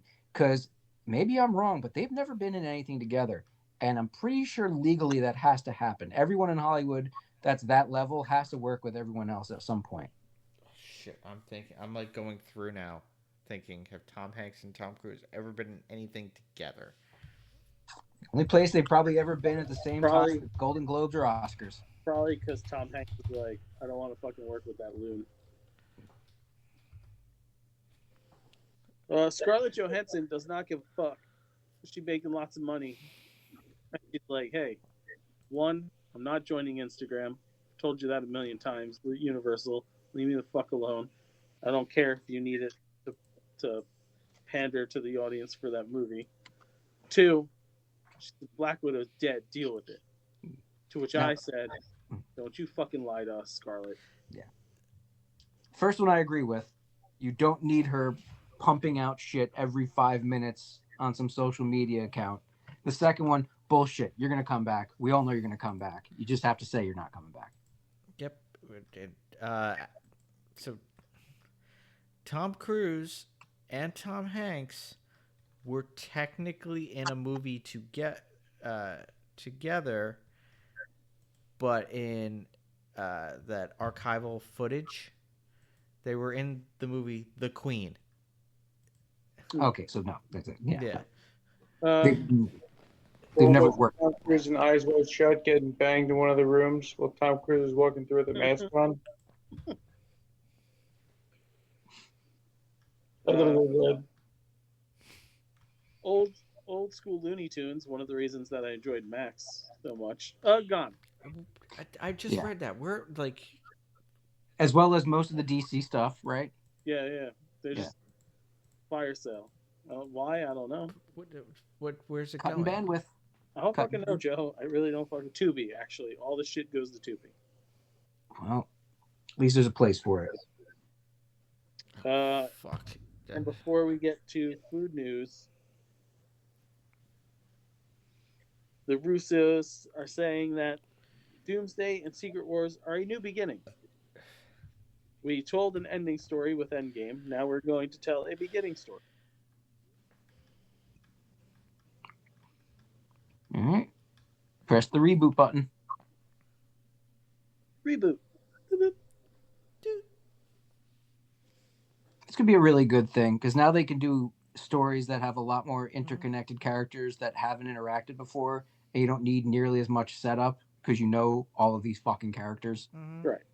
Yeah. Keep some of the younger people around, keep all the young Avengers, and recast some of the older ones, or complete and total reboot. Yeah, because Food news. you can bring Here we go. variants in, and that variant can be younger. Yep. There we go. Food news time. Ready? Yep. Great. A&W Ice Cream Sundae Soda is coming this summer. That wasn't a thing already? Ice Cream Sundae Soda? I understand what you're thinking, Joe. It's like, wait a minute, this doesn't, but it's soda without ice cream in it, but tastes like ice cream. Yeah, I had that brain fart too. I'm like, this makes no sense to me. I had to work it through a little. Smucker's Uncrustables peanut butter and mixed berry spread sandwich, There's a lot of words. and of course the McDonald's snack wrap, all hit in summer. Snack wraps are good. This is true. Snack wrap. Is that what you said? Snack wraps were good back in the day. This is They were fucking delicious. I Used love to eat the snack fuck out wraps. of those. Yeah. And cheap. Mm-hmm. Yeah. We'll see if that stays. At least $5 now. Yeah. Over at 7-Eleven, the electrolyte hydration beverage Replenish has a cherry blue raspberry Slurpee flavor. One of each. No, it's a mix. It's a mix. I could live with that because that's how I do my ices. Yeah, that's also how I do mine. Yeah. Totino's and Old El Paso are putting out ramen. I'm gonna need you to say that one again. Yeah, me too. Totino's. If Joe needs to stop crushing his fucking soft candy. Okay. Totino's, the makers of shit pizza and pizza roll, Mm-hmm. Mm-hmm. are putting out a buffalo chicken pizza and a cheese pizza ramen noodle. And Old El Paso is putting out a beef birria and a fajita ramen noodle. Nope. I was never going to begin with, but it even less than normal ramen. I wouldn't eat this. Yo. Yeah, nope. The Lay's Simply brand of chips. I enjoy them. I like the white cheddar nacho cheese Doritos. They will have a Simply Ruffles hot and spicy, a simple Tostitos with just sea salt, and Doritos Zesty Cool Ranch. They're the healthy chips. There's no MSG up in those, no artificial colorings and shit. Wonder how much more they're going to be. They're about the same. That's shocking. I think the bags themselves contain 2 ounces less than a regular sized bag of chips. Got to get you somehow. Yeah. Hershey's has got a new Hershey's bar filled with caramel hitting the store shelves. Okay. Old El Paso's putting out caramel dessert taco shells to join its CT Crunch dessert taco shells. Is this going to be the year of caramel? Because I could live with that. I'm done with hot honey. Give me Yeah, caramel. I'm all about the caramel, man. Mm-hmm. Anybody enjoy the chickpea puff snack hip peas? What? They're like cheese doodles but made of chickpeas. Nope. They have a Grillo's pickles flavor coming. Definitely not. Garden Veggie, the creators of Veggie Straws, has new crispy taco veggie puffs, smoky barbecue flavor burst veggie chips, and sweet tangy chili flavor veggie chips coming. And Pop Tarts has 2 new flavors on the horizon: Oh. Mm-hmm. Girl Scout Samoa cookies and Girl Scout Thin Mints.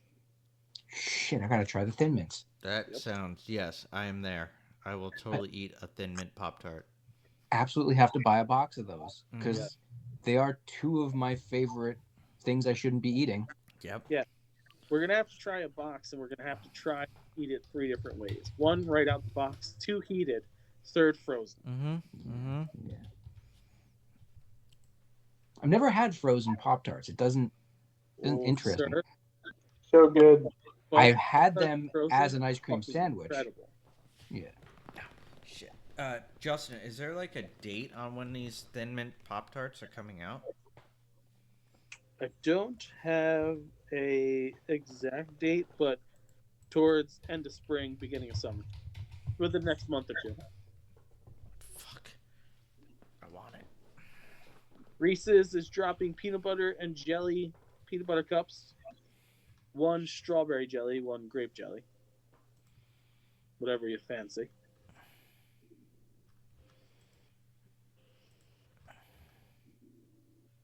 KFC is adding a new menu item: mashed potato poppers. Fried mashed potato balls. Comes with a side of gravy to dip. Is that serious? Yeah, that wasn't So- a bargain. You get to dip your balls in them? Ah. Maybe. Where the fuck's my app? There it is. S'moreos. That was The echoing. The s'mores flavored Oreos. We had them last year. They're pretty good. It Marshmallow, really is hard to fuck up s'mores.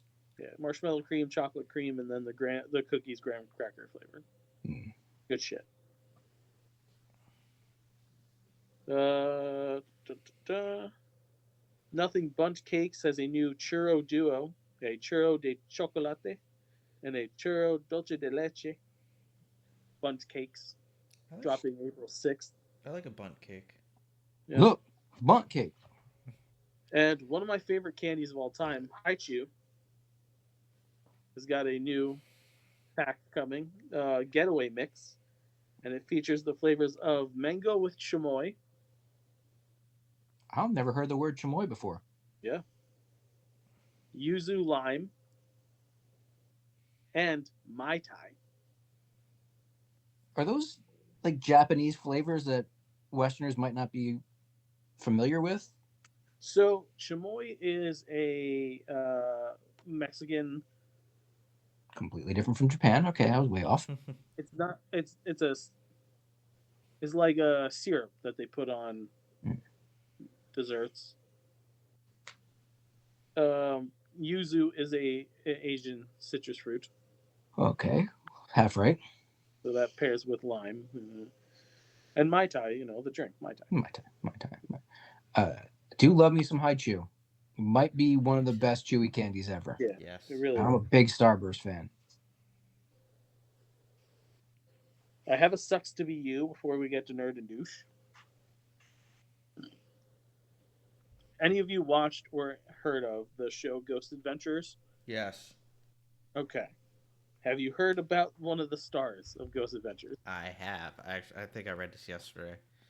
So Aaron Goodwin of Ghost Adventures has filed for divorce from wife Victoria after an alleged hitman attempt. Okay, I think I saw this title, like this article headline, and didn't delve in, but now I want to know more. Yeah, so apparently she contracted killer to take out her husband. She really should have watched that movie. Yeah. Turns out there really isn't. It's not easy to get a hands on a hitman. Most of the time, you're talking to a cop, Yeah. and it's a cop who's really good at pretending to be somebody else. Yeah. Yeah, Mm-hmm. it's cheaper to divorce. It really is, folks. Anyone out there isn't sure. It's cheaper to get a divorce, no matter what. Yeah. And easier.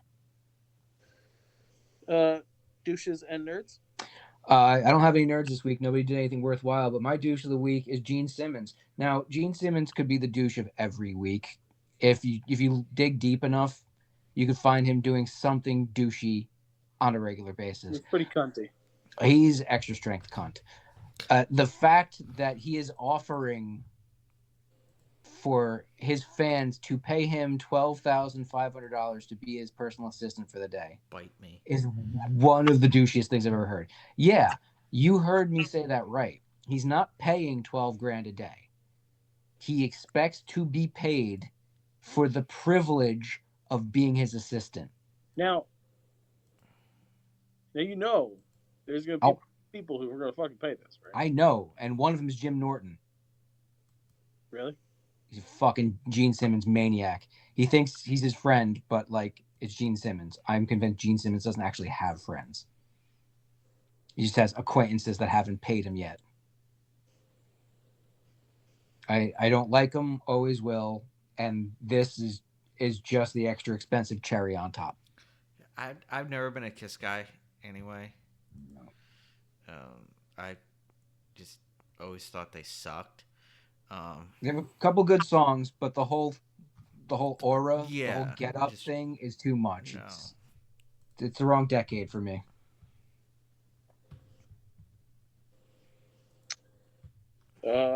Someone bring it down. Oh yeah. One, fuck Donald Trump. Well, duh. But fuck the people in Lakewood who left their baby in a car. God, I saw this. What happened this because time? Today, CPR was performed on the baby, and the baby has since died.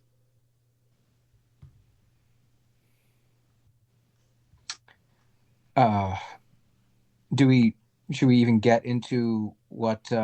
They didn't release any of the information about the parents, which kind of leads you to believe that whatever you're thinking in your head, you're probably right. So you're saying they've chosen not to release it.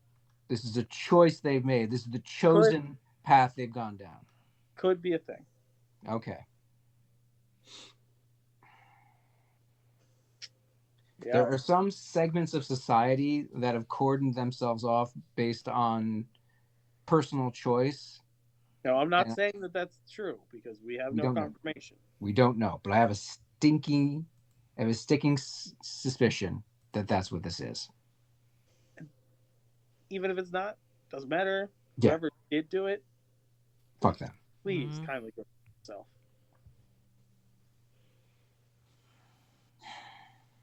Like, never leave your child in the car. Mm-mm. Ever.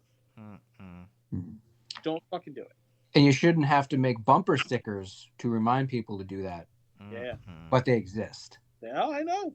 Yeah. I know. Yeah. Like, I can't. This shit makes my stomach hurt. What's mind blowing is like it hasn't even been that hot lately. No. How the fuck does that happen? Well, when you don't crack a window, even if it's not like today, the inside of the car is fucking hot. It Yeah, was, it was it was even- hot, yes. From the when we pick up the little dude, we stand out in front of a school for like 15 minutes. We got out of the car for 15 minutes with the windows up. We go back when we go to put him in it, and it's hot. Like we turn the AC on because he doesn't like when the windows are open. Mm. So we had to crank it, and it took a couple minutes. Like it was very warm in the car. So it's understandable that this kind of fucking tragedy happens, but like, what the fuck, man? Yep, people are. I don't understand. Either selfish or oblivious. Ignorant. Like, fuck those people. Yeah. I don't have a nerd of the week, except for Then you do. it's not like because I can't fucking. I don't know who these actual people are that posted any of this stuff, but I'm sending it to you guys now. The shit made me laugh like a motherfucker.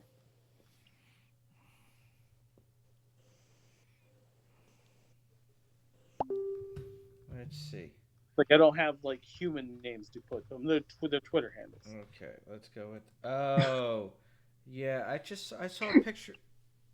Vince McMahon at the New York Knicks game. Raas Al Ghul, if he was from New Jersey, wearing a green coat with a green, even bright. Okay, it was probably on St. Patrick's Day, but it's just poor timing. This shit was funny. The fucking quote about the Raj Al Ghul from New Jersey. I was like, oh Yeah. fuck. Oh, how did they not get? They got to call him Raza Gabaghul. No. And I'm pretty sure you have to name this episode that. Yep. Oh, that's funny. That's funny. Thank you. Thank you. I do these things sometimes. I got these ideas. I don't fucking tell nobody.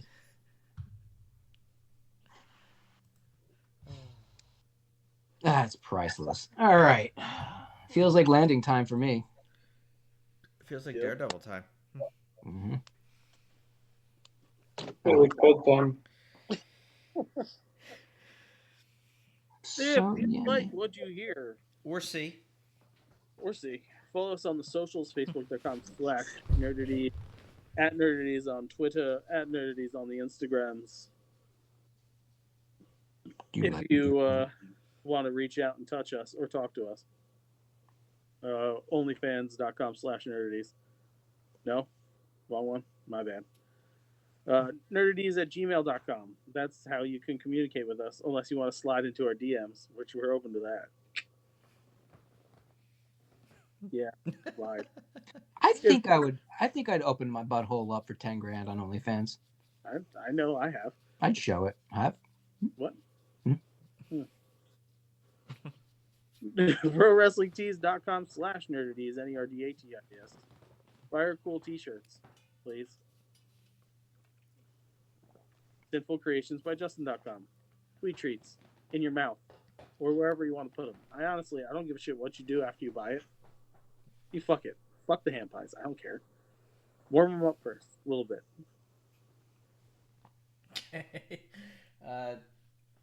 Check us out on youtube.com, youtube.com/nerdies. Be sure to like, share, and subscribe to all things nerdies.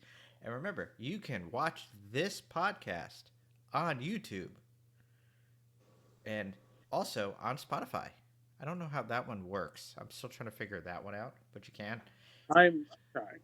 Yeah, I tried looking, but it's there. It's an option. So yeah, it's just like uploading the audio version, but I need like the direct video file. We think we've solved that issue, so you can see our beautiful faces. Now mine very bespectacled. I shaved. This is week 2 for glasses, Justin. Yeah. I spend most of the show trying to not have my glasses glaring. Yeah, So I you have can see my eyes. no fucking choice. I noticed all the shows I'm like playing with my beard. I have something going on with it. You should see what I'm playing with during the show. I'm not wearing any pants. I'm not shocked. How about underwear? Says the glasses make me look more menacing when I'm serious. And I'm always very serious. They make you look more mysterious because you can't see your eyes now. Yeah, I do see glare. You look like you're trying to hypnotize us. I am trying to hypnotize you. Joe will take off his shirt and rub his nipples. You are freaking out, man. Hey, what's everybody doing next Tuesday? The subtle shit that Vinny does. Just Yeah. Vinny the slow head. No. Now you know how we feel, Vinny. Next Tuesday? What's everybody doing next Tuesday? I'm fucking hosting trivia night on YouTube, live, 8 o'clock Eastern. It's Disney trivia, motherfucker. And what's that, Joe? You want to know if we're giving away prizes? Are we giving away prizes? Fuck yeah, Pat's probably going to win more prizes. And remember to answer the question to get the prize, you have to log in with your YouTube/Google account. We know you have one. It exists. Everybody has one. Just log in. Come on, listeners. Do you want Pat to have every prize? Get in there. Yeah. There's going to be a Disney prize I'm giving away on this. Mm-hmm. You better fight for your right for free. Yeah. Also, stay tuned for season 2 of Nerd ETs, which will be Disney themed also. Yeah. We're recreating park classics, and then we're plussing them. Yes. As we do. And there's a couple on that fucking list. Mm-hmm. Mm-hmm. Joe might have come himself. I when you sent the list, I was sitting next to Beth going, okay, yes. Sitting next to Beth, and she's like, "You getting hard?" And you're like, "Yep." Hon, we're doing it now. I know it's not the time of the month, but we're doing it now. I get mine right now.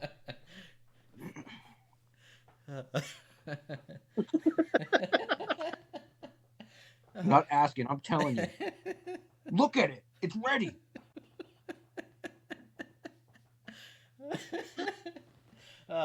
It's your return time for your fast pass, babe. Disney puns are great. Hop on the virtual queue, baby. I'm going to take you around the World Showcase. Who wants to ride Space Mountain? Woo! I'm going to take you in my secret tunnel where I traffic children. So yeah, give us money. Yeah, give us money. We croon, swoon, talk about your business and or product. Sponsor us. Money good. Yes. Yep. That's everything, right? Yep. The opinions of the Nerdy's crew are idiotic and poorly thought out, but don't worry, next week's will be far more insulting. Fuck bye. I didn't realize how much tongue twister I could be today. Bye. Oh.